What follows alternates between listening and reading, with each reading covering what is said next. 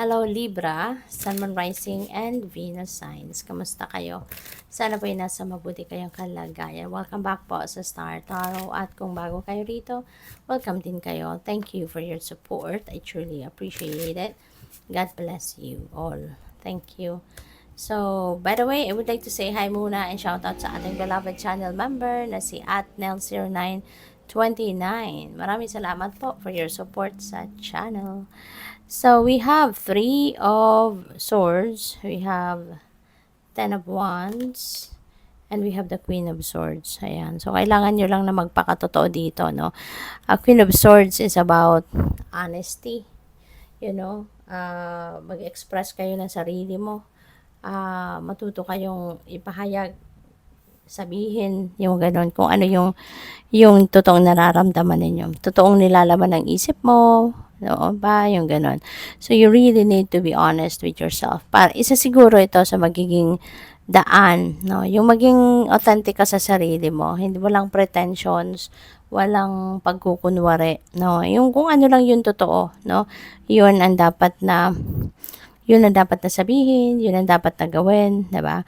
Maaring isa ito sa magiging susi para kayo ay makapag-move on na sa buhay. Kasi ang iba sa inyo dito, nakaramdam ng sama ng loob, sakit, diba? Heartache, heartbreak, nagkaroon ng ganon ang iba sa inyo rito, Libra. Kaya, importante, no? Kaya importante na talagang maano ninyo ito. Importante na parang ma-overcome ninyo ito, you know, 'di ba? Kaya kailangan na yung magpakaano kayo. Kailangan na ang tawag dito, kailangan na magpakatotoo kayo.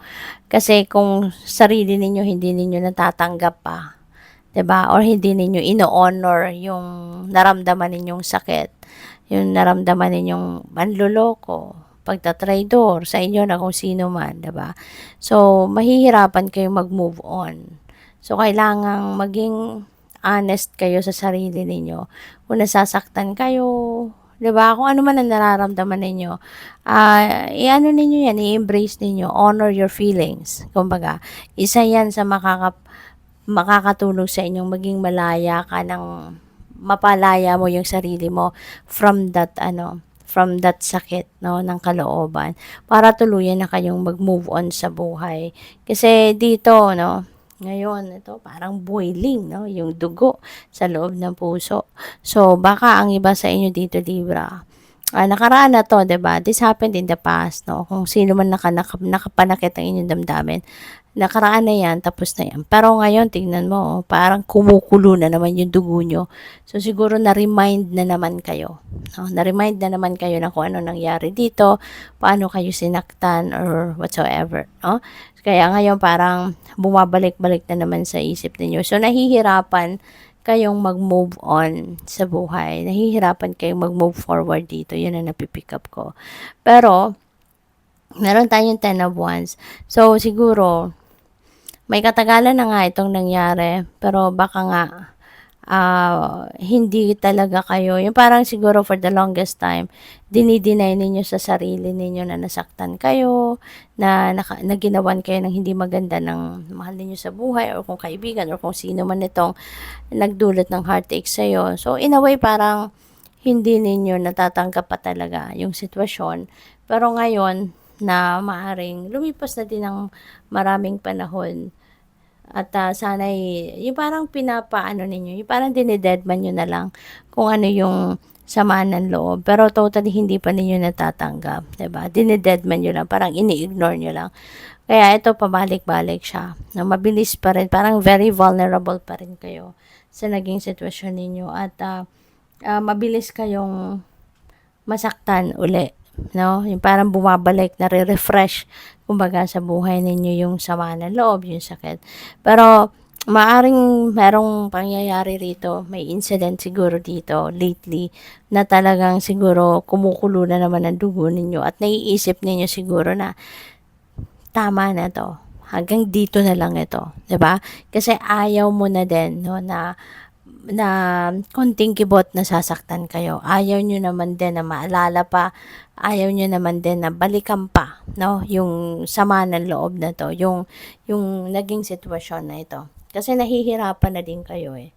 'Di ba? May burden, may emotional burden na iniiwan ito sa inyo. Kaya parang ayaw nyo na din, magdedesisyon siguro kayo rito na tama na, this is it. This is the last time na masasaktan ako. This is the last time na aalalahanin ko ito. Or this is the last time na i-entertainin ko to sa isip ko or sa sarili ko, no? Na kapag nare-remind kayo, 'di ba, na kung ano ang nangyari. So, maaring ganun, ano, magiging reaction ng iba sa inyo rito, no? Na baka tutuldukan mo na to kung ano man 'yan, pananakit ng kung sino man, or maybe yung tao din 'yan, yung connection sa buhay mo, maaring puputulin mo na din totally ngayon ang connection mo with that person.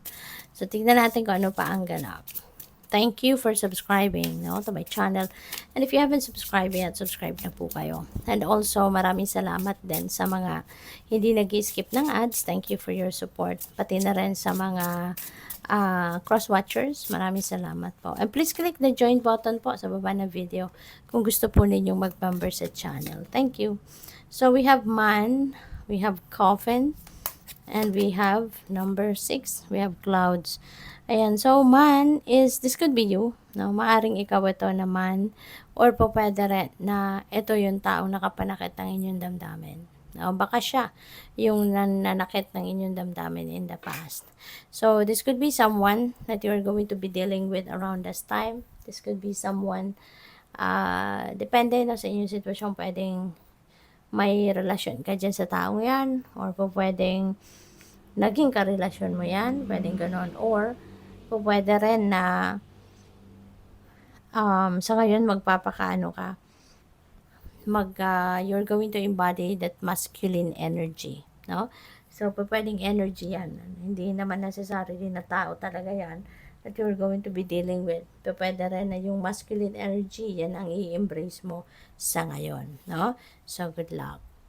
So, we have coffin, and coffin is a card of change, no? Merong pagbabago, kasi meron ka ritong isasarang pinto, and you are welcoming something new in your life, no? So, may transition dito na mangyayari. Maaari, no? Nakaparte dito yung transition na to is this, no? Yung ayaw mo nang i-harbor pa sa dibdib mo yung sama na loob, yung heartache, yung heartbreak. Po pwedeng you're going to put that behind you na talaga, and magmo-move on na kayo sa buhay sa ngayon. So, po pwedeng isa yan, no, sa mga pagbabagong mangyayari sa buhay ninyo. This is the end of an era, no? There is something that is going to change, going to end. Meron kang mga bagay dito na tutuldukan, at maaring isa na yan, ano, yung relasyon mo siguro sa tao na nakapanakit ng inyong damdamin, maaring isa na yan sa tatanggalin mo sa buhay mo. Maaari din na ang iba sa inyo dito, siguro, merong pagbabagong gagawin din sa, hindi lang sa personal na aspeto ng buhay ninyo, pwede rin, na sa pera, no? O pwedeng sa pera, baka meron din trabaho na babaguhin kayo, baka mag-change career kayo, or mag-change jobs. So, that is also possible. So, we also have clouds. Ayan. So, yung clouds naman, this is about parang difficulty, problema, challenges, yung gano'n. So, it could be related to a friend, 'di ba? Baka meron kayong naging kaaway or makakaaway na kaibigan, may hindi kayo pagkakaintindihan. Pwede rin na person ninyo, baka meron kayong pag-aaway ng inyong partner, ng inyong jowa, ng inyong asawa, may hindi kayo pinagkakasunduan, pwedeng ganun din. Or baka sa ka-business partner ninyo, pwede rin, no, na may hindi kayo nag-agree to something, maaring ganun, no? Or pwede sa relationships yan, pwede sa pamilya, pwede rin na problema yan pagdating sa pera, no? So, depende yan sa inyong sitwasyon. But, yeah, kung ano man ang problema, alalahanin ninyo, wag tatambayan ang problema. Iisipin ninyo agad, moving on agad, no? Moving forward agad, ano yung solusyon sa problema. Para hindi na kayo mag-attract ng mas marami pang problema.